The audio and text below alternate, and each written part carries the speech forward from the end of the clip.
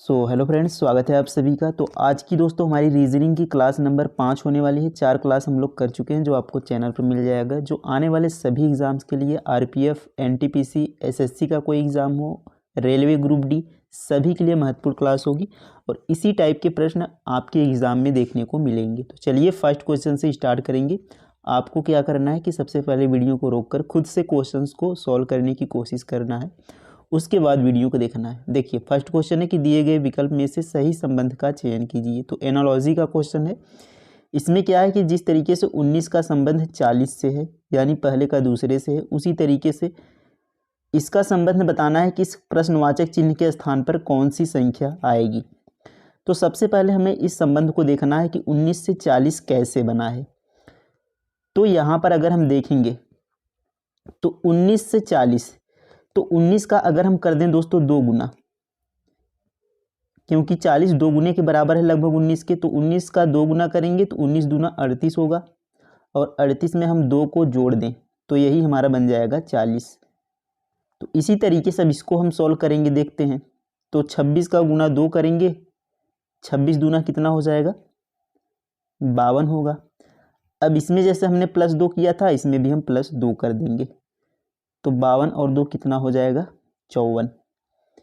तो किसी ऑप्शन में आंसर देखेंगे तो ऑप्शन नंबर तीसरे में दिया गया है और यही हमारा क्या हो जाएगा, राइट आंसर हो जाएगा। तो इस तरीके से इसे हमें सॉल्व करना था। उम्मीद है आप सभी ने इसका आंसर दिया होगा।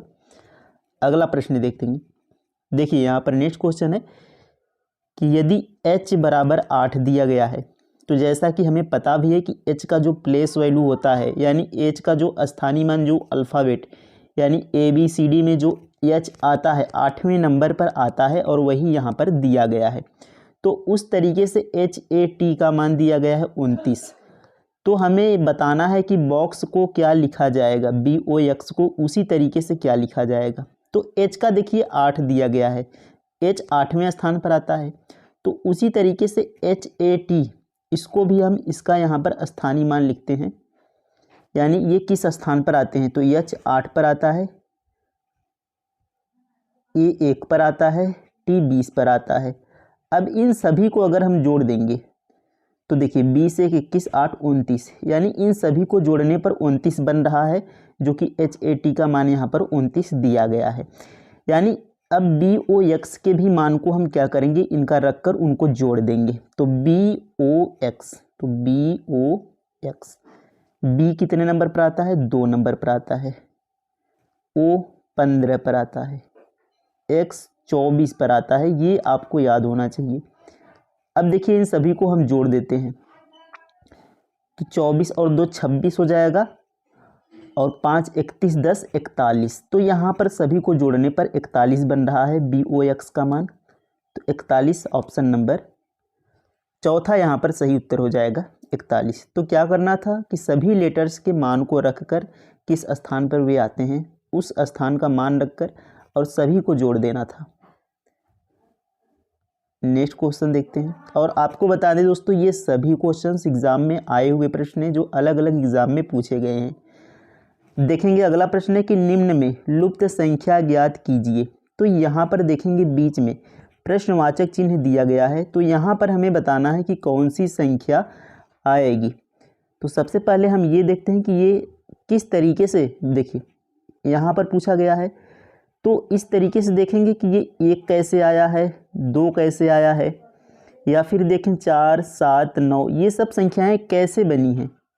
तो हम क्या करेंगे कि आप ध्यान देंगे कि सबसे पहले हम ये देखेंगे कि बड़ी संख्याएं किधर हैं। जब भी आपको इस तरीके से प्रश्न मिले तो आप सबसे पहले ध्यान दें कि बड़ी संख्याएं इसमें किधर हैं। तो आपको दिख रहा होगा कि यहाँ पर बड़ी संख्याएं दिख रही हैं 9 7 4, यानी इनकी अपेक्षा ये संख्याएं बड़ी दिख रही हैं। तो हम ट्राई कर लेते हैं कि इन दो संख्याओं से हम 9 को कैसे बना सकते हैं। तो 5 1 6 जोड़ेंगे, 9 नहीं बनेगा यहाँ पर। अगर हम 5 का 2 गुना कर दें, देखिए इस वाले के यहाँ पर हम ले रहे हैं तो 5 को हम गुना 2 कर दें, 5 दूना कितना हो जाएगा दोस्तों 10 हो जाएगा। अब इस 10 में से इस 1 को हम क्या कर देते हैं, घटा देते हैं, तो ये दोस्तों हमारा बन जाएगा 9। तो ये वाला तो आ गया हमारा, लेकिन यही तरीके से अब ये वाला भी फॉलो होना चाहिए, यानी जो इसमें दिया है ये वाला।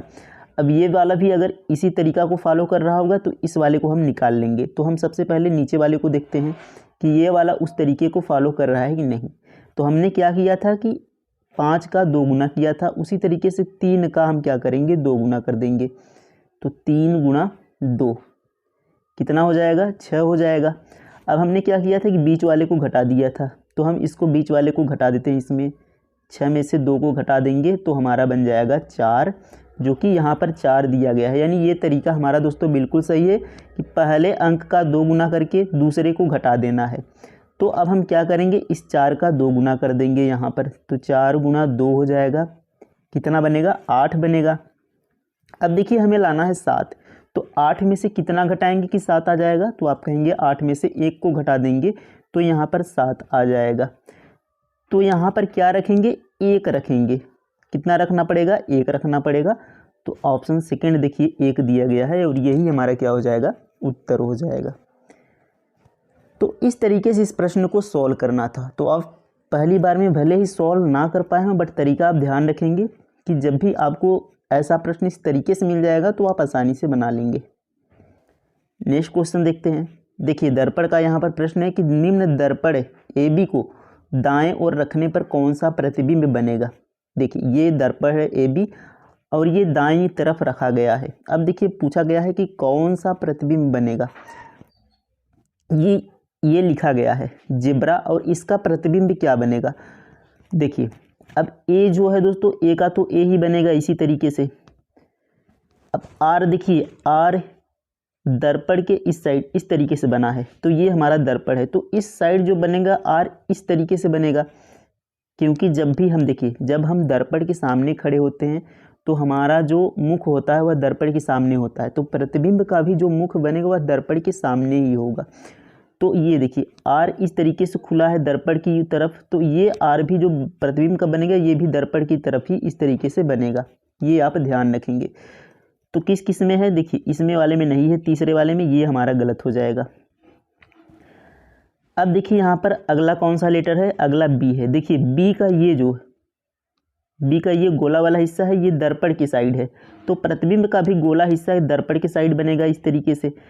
अब देखिए ये चित्र किस में है, देखिए इसमें वाले में नहीं, इसमें B सीधा दिया गया है एकदम, इसमें वाले में देखिए है और इसमें है, तो ARB यानी यहाँ तक तो इसमें सही है। अब देखिए E भी यहाँ पर सही है, E भी देखिए इसी तरीके से बनेगा, यहाँ पर E है, यहाँ पर E है। अब देखिए जो Z है, देखिए Z इस तरीके से है और ये दर्पण है हमारा, तो अब किधर बनेगा, ये इस तरीके से बनेगा। ये वाला लाइन देखिए दर्पण से दूर की तरफ है, यानी दर्पण की तरफ नहीं है, दर्पण से दूर है। अब ये वाला भी दर्पण की तरफ नहीं है, दर्पण से दूर है। तो ये देखिए जेड सीधा सीधा इसमें बन गया है, इसमें जेड सही बना है, ये हमारा सही उत्तर हो जाएगा ऑप्शन नंबर सेकंड। तो इस तरीके से जब आपको बिल्कुल भी ना आता हो दर्पण कैसे करते हैं, तो इस तरीके से आप जब सॉल्व करेंगे तो आपको चीज़ें आसानी से समझ में आ जाएंगी, वरना बहुत ही आसान है, आप सीधा सीधा यहाँ पर लगा सकते थे। ऑप्शन नंबर सेकंड इसका राइट आंसर हो जाएगा। तो उम्मीद है आप सभी को बिल्कुल बेसिक से समझ में आ गया होगा कि किस तरीके से हम इसे सॉल्व करेंगे। देखिए ये प्रश्न देखिए, अब यहाँ पर कथन निष्कर्ष का ये क्वेश्चन हर एग्ज़ाम में पूछा जाता है। आप कोई भी एग्ज़ाम देंगे तो आपको 1 से 2 क्वेश्चन ज़रूर मिलेंगे आपको। तो चलिए देखते हैं कैसे हम इसे सॉल्व करते हैं। तो जैसे देखिए कहा है कि सभी कथन को पढ़ेंगे, कथन के हिसाब से चित्र बनाएंगे, उसके बाद उसे निष्कर्ष से जोड़ेंगे कि कौन सा सही निष्कर्ष है कौन सा गलत है। देखिए कहा है कि सभी चॉकलेट बिस्कुट हैं, तो सभी चॉकलेट, इनके लिए हम छोटे छोटे यहाँ पर गोले बनाएंगे। ये है चॉकलेट, इसको हम यहाँ पर लिख लेते हैं चॉकलेट। अब कहा है कि सभी चॉकलेट क्या हैं, सभी चॉकलेट बिस्कुट हैं, तो ये हमारा जो बड़ा गोला है ये बिस्कुट हो गया। ये हमारा बड़ा गोला क्या है, ये हमारा बड़ा गोला बिस्कुट के लिए है। तो देखिए सभी जो चॉकलेट हैं ये बिस्कुट के अंदर आ गए, और कहा भी है सभी चॉकलेट बिस्कुट हैं, यानी चॉकलेट क्या है बिस्कुट के अंदर आ गए हैं, तो सभी चॉकलेट बिस्कुट हो गए हैं। आगे पढ़ेंगे, सभी चिप्स बिस्कुट हैं। अब देखिए चिप्स हैं, चिप्स भी क्या है, बिस्कुट है। तो यहाँ पर एक छोटा सा गोला और बना लेंगे इसी में अंदर, क्योंकि ये इसको हम मान लेते हैं ये चिप्स है, क्योंकि सभी चिप्स भी बिस्कुट हैं, यानी चिप्स क्या आएंगे, बिस्कुट के अंदर आएंगे। तो हमने चिप्स को भी यहाँ पर अंदर रख लिया। अब आगे देखिए कहा है सभी बिस्कुट आलू हैं, तो ये सभी बिस्कुट जो है ये आलू हैं, यानी इसको भी एक बड़े गोले में रख लेंगे और इसको बुला लेंगे आलू, क्योंकि देखिए कहा है सभी बिस्कुट क्या है, आलू हैं। तो सभी बिस्कुट आलू के अंदर आ गए, और ये वाला हमारा गोला दोस्त था ये बिस्कुट के लिए था। अब देखिए यहाँ पर अब हम निष्कर्ष पर चलेंगे। ये हमारा बन गया चित्र। अब देखिए निष्कर्ष क्या कर रहा है कि सभी चिप्स आलू हैं। क्या सभी चिप्स आलू हैं? तो देखेंगे, देखिए ये चिप्स हमारा ये वाला छोटा वाला है, तो सभी चिप्स क्या आलू के अंदर आ रहा है? आलू हमारा बड़ा वाला है, तो आलू के अंदर ही तो चिप्स आ रहा है, तो यानी सभी चिप्स क्या है, आलू हैं। तो सभी चिप्स आलू है, यानी पहला यहाँ पर जो निष्कर्ष है ये सही है। दूसरे निष्कर्ष पर चलेंगे, सभी आलू चॉकलेट हैं। क्या सभी आलू चॉकलेट के अंदर हैं? तो ये देखिए हमारा बड़ा वाला जो है ये आलू का है गोला, और ये चॉकलेट के अंदर क्या आ रहा है? नहीं, ये चॉकलेट के अंदर नहीं आ रहा है, यानी ये हमारे चॉकलेट तो ये वाला है, आलू हमारा बड़ा वाला है। तो क्या सभी आलू चॉकलेट के अंदर आ रहे हैं? नहीं, ये हमारा गलत हो जाएगा। आगे देखेंगे, कुछ आलू चिप्स हैं। क्या कुछ आलू चिप्स हैं? तो ये देखिए बड़ा वाला हिस्सा क्या है, आलू है, और चिप्स ये छोटा वाला है। तो ये जो जितना स्थान देखिए ये आलू का हिस्सा है बड़ा वाला, अब इसमें जो चिप्स है वो आलू का हिस्सा तो घेरे हुआ है, इतना जितने में ये है उतना तो आलू का हिस्सा घेरे हुआ है, यानी इस तरीके से हम कह सकते हैं कि कुछ आलू चिप्स हैं। तो ऑप्शन थर्ड भी यहाँ पर सही उत्तर हो जाएगा। तो इस तरीके से पहला और तीसरा यहाँ पर सही उत्तर होगा।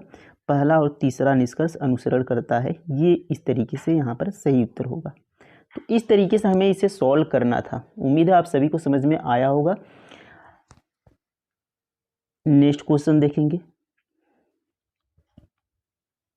देखिए अगला प्रश्न है कि स्कूल जाने के लिए रोहित घर से पूर्व की ओर 6 किमी चलता है। तो यहाँ पर मान लेते हैं रोहित का घर है, ये स्कूल जाने के लिए 6 किमी चलता है पूर्व की ओर। तो सबसे पहले आपको थोड़ा सा दिशा यहाँ पर देख लेते हैं। देखिए ये उत्तर है, ऊपर ध्यान रखेंगे उत्तर, इस साइड अपने हाथ के दाहिने हाथ की तरफ याद रखेंगे पूर्व, और नीचे याद रखेंगे दक्षिण, और यहाँ पर दोस्तों ध्यान रखेंगे पश्चिम, बाएं हाथ की तरफ ध्यान रखेंगे पश्चिम। अब देखिए इसमें और दिशाएं ध्यान रख लेंगे। अब ये देखिए उत्तर और पूर्व के जो बीच है ये वाली लाइन, ये उत्तर पूर्व हो जाएगी, और ये वाली जो लाइन हो जाएगी ये पूर्व दक्षिण हो जाएगी, और ये वाली उत्तर पश्चिम हो जाएगी, यानी जिसके बीच है पश्चिम और उत्तर के बीच है तो उत्तर पश्चिम हो जाएगा। अब ये वाली लाइन देखेंगे ये पश्चिम और दक्षिण के बीच है तो दक्षिण पश्चिम हो जाएगा। तो इस तरीके से ये जो दिशा होगी ये इन दोनों को मिलाकर दिशा होगी। ये कौन सी दिशा है? उत्तर पूर्व के बीच में है तो उत्तर पूर्व है। ये कौन सी दिशा है? दक्षिण पूर्व के बीच में है तो दक्षिण पूर्व है, या पूर्व दक्षिण कहें। ये कौन सी है? दक्षिण पश्चिम या पश्चिम दक्षिण। तो इसको आप ध्यान रख लेते हैं। अब देखिए चलेंगे क्वेश्चन पर। देखिए कह रहा है कि रोहित घर से पूर्व, रोहित का ये घर है, पूर्व की दिशा में 6 किमी चलता है। तो इसने 6 किमी यहाँ पर चला, ये पूर्व की दिशा, क्योंकि अभी हमने बताया पूर्व की दिशा इस साइड देखेंगे। आगे कहा फिर वह उत्तर पूर्व की ओर मुड़कर, अब देखिए यहाँ से वह उत्तर पूर्व की ओर मुड़ रहा है। तो उत्तर पूर्व किधर बताया था? इधर उत्तर इधर पूर्व, बीच में होगा उत्तर पूर्व। तो इस तरीके से यह उत्तर पूर्व 12 किमी चलता है, तो ये इस तरीके से मुड़ेगा उत्तर पूर्व में। तो ये चला 12 किमी, इसको लिखेंगे 12 किमी। आगे देखेंगे पुनः दक्षिण पूर्व की ओर मुड़कर, अब देखिए दक्षिण पूर्व किधर बताया था? इधर होता है पूर्व, नीचे होता है दक्षिण, तो दक्षिण पूर्व इस साइड ऐसे होगा। तो 12 किमी दक्षिण पूर्व, यानी ये इस तरीके से 12 किमी चलेगा दक्षिण पूर्व में। अब ये आ गया यहाँ, देखिए ये दूरी 12 है, ये दूरी 12 है, यानी ये दोनों दूरी बराबर होनी चाहिए।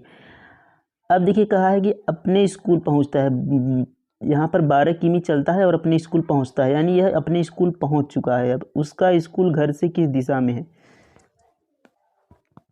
तो इसका घर था यहाँ, स्कूल है यहाँ, यानी ये कौन सी दिशा है? ये सीधा जाकर मिलेगा, क्योंकि यहाँ 12 चला था, यहाँ 12 आ गया। ये जाकर सीधा मिलेगा। तो ये कौन सी दिशा है इस साइड, तो हमने बताया था ये कौन सी दिशा है, पूर्व दिशा, ध्यान रखेंगे। तो इसका देखिए यहाँ पर ऑप्शन नहीं है, तो यहाँ पर ध्यान रख लेंगे।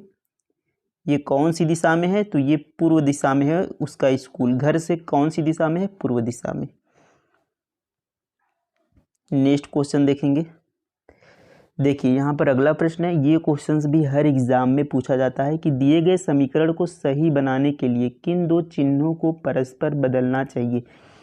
तो इस समीकरण को सही बनाने के लिए मतलब यहाँ पर जो बराबर 24 दिया है ये आना चाहिए।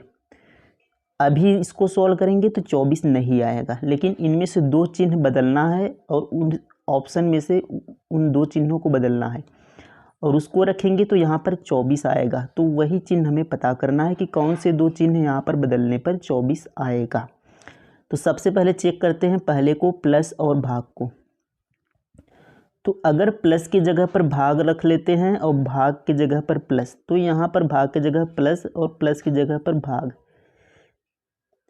तो देखिए अब देखिए ये सॉल्व नहीं होगा, क्योंकि ये 12 में जब हम 27 का भाग करेंगे तो ये पूरी तरह नहीं कटेगा। 12 में 27 का भाग नहीं जाएगा, यानी हमारा जो मान आएगा वह दशमलव में आएगा। तो दशमलव में आपका उत्तर यहाँ पर 24 क्या दशमलव में लिखा है, तो दशमलव में नहीं लिखा है, यानी यहाँ से जब भाग नहीं जाएगा तो दशमलव में आएगा। यानी पहला यहाँ पर ऑप्शन तो नहीं हो सकता कि प्लस और भाग को हम नहीं बदल सकते, तो पहला ऑप्शन नहीं होगा, ये गलत। दूसरा चेक करेंगे प्लस और यहाँ पर गुणा को। तो प्लस के स्थान पर गुणा रखेंगे और गुणा के स्थान पर प्लस। तो यहाँ पर देखेंगे गुणा है तो इसके स्थान पर हम प्लस रखेंगे। तो 54 प्लस 6 माइनस। अब देखिए इसका एक रूल होता है कि बोडमॉस का रूल होता है कि सबसे पहले हम भाग को सॉल्व करते हैं। मैथ में आपने पढ़ा होगा कि सबसे पहले भाग को सॉल्व करते हैं। तो 36 में 12 का भाग करेंगे तो 12 तियाँ 36। अब देखिए हमने प्लस और गुणा को बदला था, तो यहाँ पर प्लस है तो यहाँ पर गुणा कर लेते हैं। अब देखिए यहाँ पर इन दोनों को जोड़ते हैं तो 54 और 6 कितना हो जाएगा 60। 60 और 27 तियाँ 81 हो जाएगा। तो क्या 60 में से 81 को घटाएंगे तो 24 आएगा? नहीं, माइनस में आंसर आएगा। तो ये भी हमारा ऑप्शन नहीं हो सकता, बी वाला भी। बी वाले से भी यहाँ पर नहीं आया। तीसरा चेक कर लेते हैं भाग और माइनस का। तो मुझे दोस्तों आपको समझाने में थोड़ा समय लग रहा है, बट जब आप सीख जाएंगे तो आप बहुत ही आसानी से कम समय में भी इसको सॉल्व कर पाएंगे। भाग और माइनस का चेक करेंगे तो भाग की जगह पर माइनस रखेंगे और माइनस की जगह पर भाग रखेंगे। तो यहाँ पर देखिए हम करते हैं 54 गुणा 6। अब देखिए माइनस है तो यहाँ पर भाग रखेंगे 36 और यहाँ पर भाग है तो यहाँ पर माइनस रखेंगे 12 प्लस 27। अब देखिए यहाँ पर दोस्तों बटे 36 करेंगे। ये भाग 36 है तो इसको हम बटे में 36 कर लेंगे, क्योंकि इसके 6 के बटे 36 कर सकते हैं, इसको भाग करेंगे तो ये 6 छके 36 हो जाएगा और 6 से ये कट जाएगा 6 9 54। तो देखिए 9 माइनस 12 प्लस 27। तो 12 में से देखिए यहाँ पर आ गया ये 9 माइनस 12 प्लस 27 आ गया।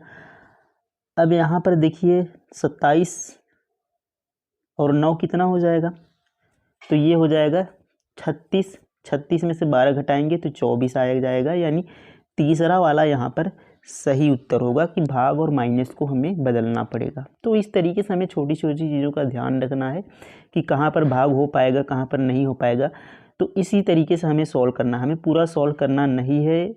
यानी हमें ये ध्यान रखना है कि किस में भाग जा रहा है, किस में नहीं जा रहा है। तो इस तरीके से हमें सॉल्व करना है। तो उम्मीद है आप समझ गए होंगे कैसे हमें इसे बनाना है। नेक्स्ट क्वेश्चन देखेंगे। देखिए यहाँ पर अगला प्रश्न है सीटिंग अरेंजमेंट का, और ये क्वेश्चंस भी दोस्तों आपके रेलवे में बहुत ज़्यादा पूछे जाते हैं। तो चलिए देखते हैं कैसे सॉल्व करते हैं कि 6 विद्यार्थी एक वृत्ताकार मेज के परितः है। वृत्ताकार मेज है, मेज के केंद्र की ओर मुख करके बैठे हैं। तो ये वृत्ताकार मेज है, 6 लोग हैं। तो इस तरीके से हम लाइन बना लेते हैं, हो गए 6 लोग।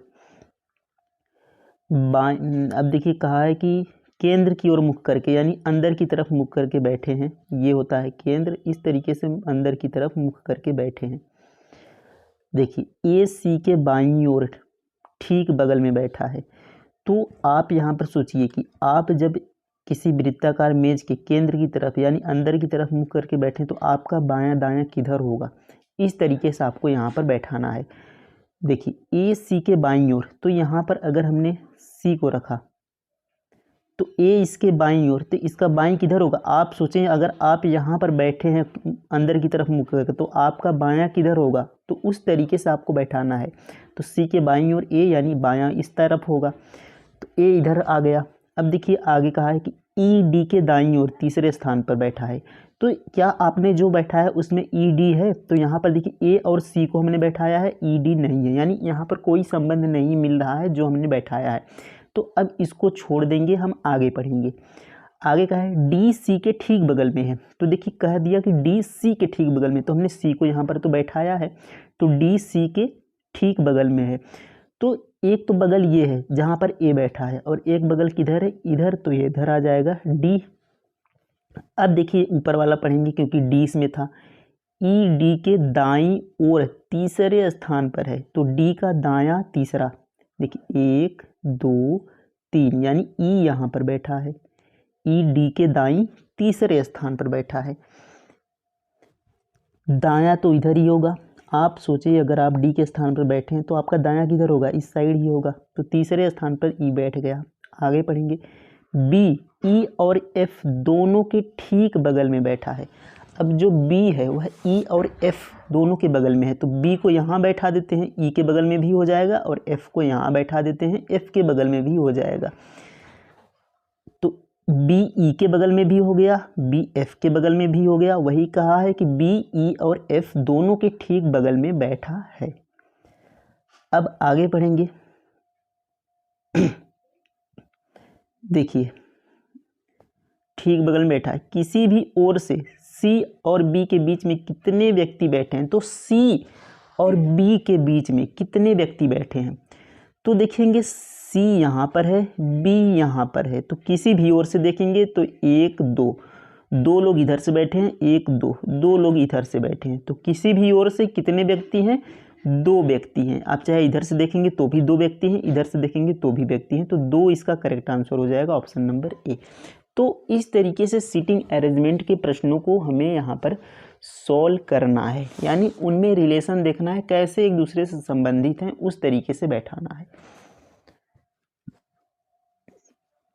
देखिए अगला प्रश्न, तो यहाँ पर देखेंगे दोनों सेम ही क्वेश्चंस हो गए। आगे देखेंगे, इसको सॉल्व करेंगे कि निम्न विकल्प में कौन सी आकृति दी गई आकृति को पूरा करेगी। तो यहाँ पर जो आकृति दी गई है इसको कौन सी आकृति पूरा करेगी, इन विकल्पों में से देखते हैं कौन सी आकृति रखी जाएगी। तो यहाँ पर देखेंगे बीच में एक गोला बनना है, तो इस तरीके से यहाँ पर गोला बनना चाहिए, ए सर्कल कंप्लीट बनना चाहिए, तो इस तरीके से यहाँ पर कट होना चाहिए। देखिए इसमें भी है, इसमें भी है, इसमें भी है, इसमें भी है। अब यहाँ पर थोड़ा सा ध्यान देंगे कि ये जो ऐसे बन रहा है इसमें देखिए ये गोला कट नहीं है, बिल्कुल खाली है, लेकिन इसमें देखेंगे तो ये लाइनिंग देखिए पूरा यहाँ पर अंत तक गई है, जबकि इन सभी में देखिए ये जो लाइन है ये अंत तक नहीं गई है, और इसमें पूरा यहाँ पर देखिए अंत तक गई है, यानी ये वाला ऑप्शन तो हमारा नहीं होगा। अब हम कोई दूसरा यहाँ पर देखेंगे, ये डी वाला हमारा ऑप्शन नहीं होगा। अब देखिए यहाँ पर देखेंगे तो इस तरीके से बनना चाहिए, ये देखिए कंप्लीट यहाँ पर एक, यहाँ पर इस तरीके से बन रहा है, एक इधर से एक इधर से, और इधर से देखेंगे एक यहाँ पर है, तो ये इधर से ही मिलना चाहिए, तो यहाँ पर देखिए बन रहा है, और इसमें नहीं बन रहा है, इसमें ऊपर से बन रहा है, ये भी नहीं होगा, तो केवल ए यहाँ पर बन रहा है, क्योंकि ये वाला देखिए इस तरीके से बनेगा, और यहाँ पर इसमें देखिए ऊपर से बना है, इसमें देखिए एक ऊपर से बना है, तो एक इधर से बनना चाहिए, इधर से केवल इसी में है, ये ऊपर हो गया इस तरीके से, इसमें है ही नहीं, तो केवल ऑप्शन नंबर ए यहाँ पर सही उत्तर हो जाएगा। तो इस तरीके से हमें ऑप्शंस को काट कर सॉल्व करना है। तो उम्मीद है आप सभी को ये भी समझ में आ गया होगा। अगला प्रश्न देखेंगे। अब देखिए इसमें हमें बताना है कि ये अंग्रेजी शब्दकोश में जैसे आते हैं उस तरीके से हमें बैठाना है। तो सबसे पहले हम पहले लेटर को देखेंगे, तो सब में देखिए डी डी है, दूसरे को देखेंगे सब में ई ई है, तीसरे में देखेंगे सब में देखिए बी बी है, चौथा देखेंगे तो सब में देखिए ए। अब यहाँ पर देखिए ई है, यानी ये तो यहाँ पर लास्ट में आएगा बिल्कुल। तो अब हम ए में देखेंगे तो उसके बाद देखिए 4 में ए है, तो ए को, क्योंकि अब पहले यही आएंगे, ये तो लास्ट में आएगा क्योंकि यहाँ पर ए था और यहाँ पर ई आ गया, तो ई तो ए के बाद ही आता है। अब इनमें चलेंगे चारों में, तो इन चारों में देखिए पहले टी आता है या पहले आर आता है, तो कहेंगे पहले आर आता है, 18 पे आर है, टी 20 पर आता है। यू देखिए लास्ट में आता है, यानी टी के बाद यू आएगा, तो इसका मतलब कि एक के बाद ही 2 आएगा, यानी सॉरी एक के बाद ही 4 आएगा, एक के बाद ही 4 आएगा और 4 के बाद ही 5 आएगा। और यहाँ इन दोनों में आर देखेंगे तो आर के बाद ख़त्म हो गया, यानी 3 यहाँ पर आ जाएगा और इसके बाद 2 आ जाएगा, तो 3 2 1 4 5, 3 2 1 4 5, 3 2 1 4 5 बी वाला यहाँ पर बन रहा है और यही हमारा क्या हो जाएगा, उत्तर हो जाएगा। तो इस तरीके से हमें मिलाना था। तो उम्मीद है आप सभी को समझ में आया होगा। तो क्लास कैसी लगी कमेंट में ज़रूर लिखेंगे। मिलते हैं नेक्स्ट क्लास में। थैंक यू, धन्यवाद, जय हिंद। यदि आपका कोई सजेशन हो तो कमेंट में ज़रूर लिखें। Thank you.